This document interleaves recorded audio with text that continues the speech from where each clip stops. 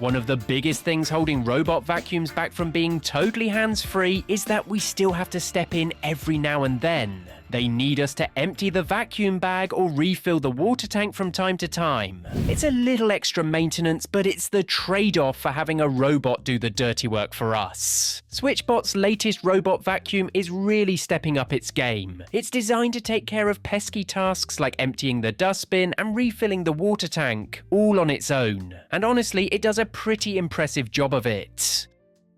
This is the SwitchBot S10 robot vacuum and mop. This new robot vacuum is pretty impressive. It lets you hook up the water inlet and outlet for the mop right to your water line, so the robot can fill up and empty itself without you lifting a finger. With this setup, you can go for months without having to do any maintenance yourself. It's like having a cleaning buddy who just takes care of everything. Now, the SwitchBot S10 usually goes for just under $1,200, but right now you can snag it for a better deal directly from SwitchBot. With a price tag like that, there's a lot to dive into to see if it's really worth the investment. So the burning question is this product truly worth the asking price? Well, let's first start by unboxing it. The SwitchBot S10 arrives in this huge box that's packed with everything you need. Inside, you'll find the main vacuum unit, a dry station dock, a wet station, and a bunch of extras like 2 spare side brushes, 4 dust bags, 2 bags of cleaning solution for mopping, a cleaning brush, and a ton of installation accessories and adapters. It might look a bit overwhelming at first with all those accessories, but don't worry, setting it all up is actually a lot simpler than it seems. Now let's take a look at the design of this first. The first thing that really caught my eye was just how massive the SwitchBot S10 is. Seriously, it's one of the larger cleaners I've used. At just under 37 centimeters long and just shy of 12 centimeters wide, this thing is definitely not small. It's quite a sizable machine. The SwitchBot S10 vacuum sports a sleek white design with a reflective magnetic top cover. Right now it's only available in white, but given that many of SwitchBot's other products come in black, there's a good chance a black version might be on the horizon.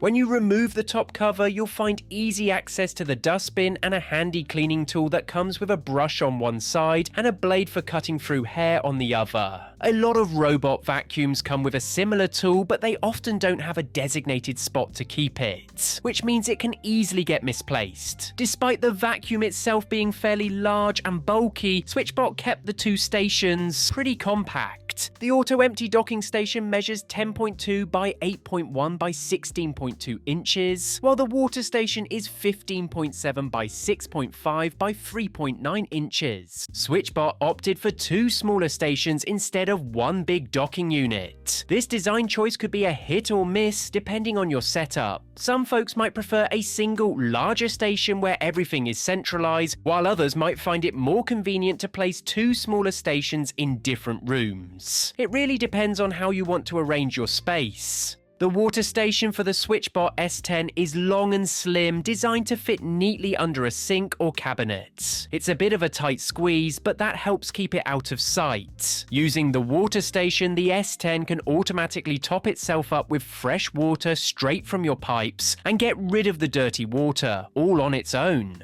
Plus, the water station has its own battery, so you don't need to plug it into an outlet. When it's time to recharge, the S10 can do that by docking with the water station. Once that's sorted, it'll head over to the main docking station, which handles dust to charge up its own battery. Speaking of the main docking station, it does everything you'd expect from a typical docking setup. It empties the dust and debris from the S10's dustbin, dries the mops after cleaning, and charges the vacuum. It just doesn't handle the water part, that's all on the water station.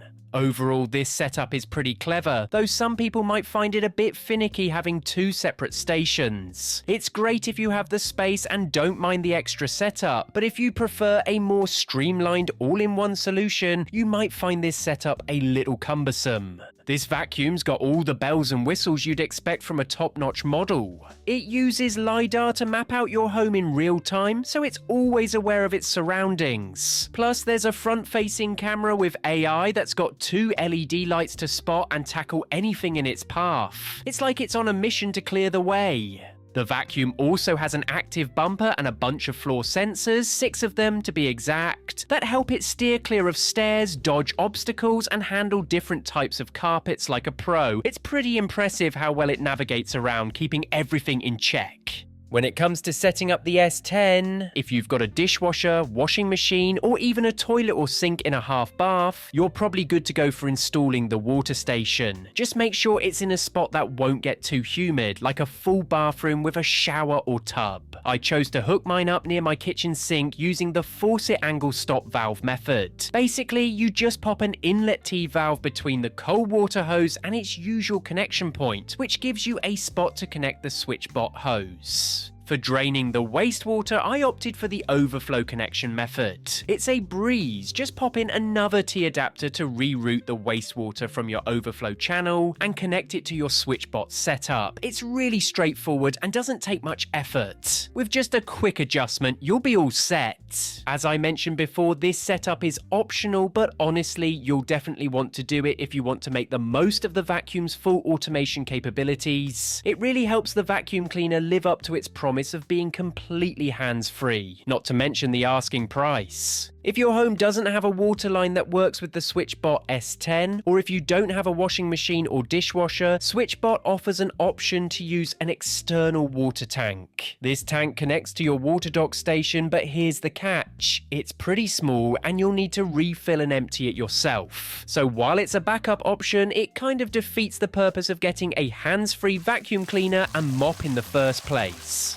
Now let's dive into the SwitchBot app. Once you've set up the charging dock, which by the way can be in a different room from the water dock, the SwitchBot app will kick off a quick mapping process. This will help the robot get a layout of your space. This can take a bit of time depending on the layout of your home. However, after that, the app will prompt you to mark the location of the water dock on the map.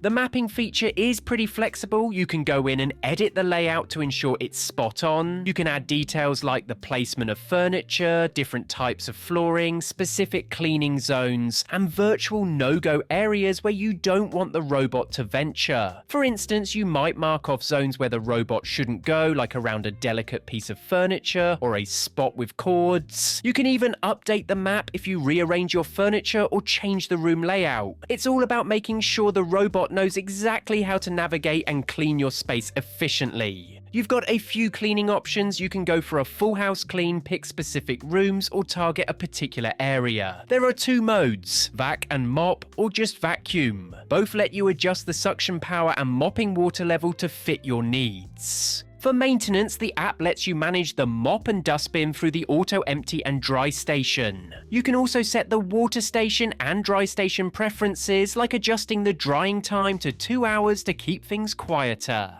In the settings, you can create cleaning schedules to set days and times for when the S10 should clean. Unfortunately, you can't specify which rooms to vacuum or mop separately if you want a whole house clean. You can set do not disturb times so the robot won't clean while you're sleeping nearby. You can manage multiple maps if you have different floors or areas, though I'm just using one map right now. Other cool features include AI obstacle avoidance, child lock, auto resume cleaning, and reduce collision mode. You can even control the robot manually like a remote controlled car, though I've never really used that feature. If you ever lose your robot, there's a Find Robot feature to track it down. And it's compatible with Google Assistant, Alexa, IFTTT, and Siri, so you can control it with your voice. That is pretty neat. With its powerful single roller brush and impressive suction strength, the SwitchBot S10 performed really well on my laminate floors and area rugs. It aced the rice test, effortlessly picking up every single grain of the half cup of rice I spread out. The floors were left mostly clean of dust, debris, and pet hair. I say mostly because the S10's size made it difficult to get under certain areas within the home, where a lot of crumbs tend to gather.